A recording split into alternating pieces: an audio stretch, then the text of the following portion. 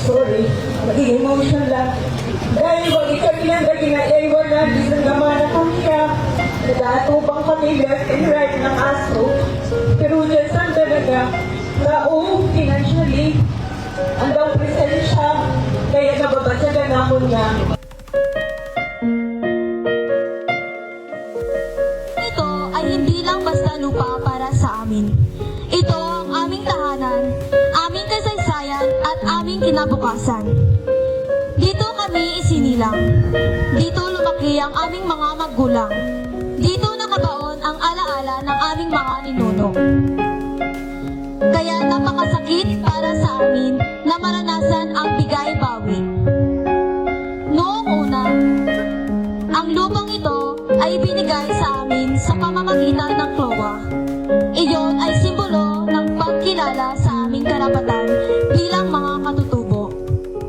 Iyon ay pangako ng mga ati na Boracay ay may lugar sa sariling lupang kanilang minana. Ngunit ngayon, ang pangakong iyon ay tila binabawi.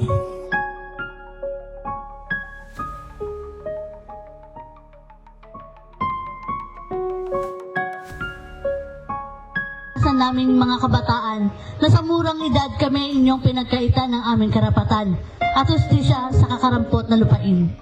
Hindi lamang lupa ang kinuha niyo sa amin, kundi buhay at pangarap naming mga kabataan at buong atin ng komunidad. Kami ay patuloy na lalaban sa aming karapatan hanggang kami inyong madinig at aksyonan. Hiling namin ngayon ay ibalik sa amin ang aming lupa at buksan ang mga nakasaradong klowa.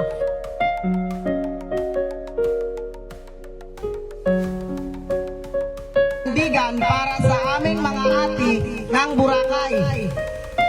Ang lupa ng aming pinaglalaban ay hindi lamang usapin ng titulo, kundi usapin ng aming dangal, kultura at kinabukasan.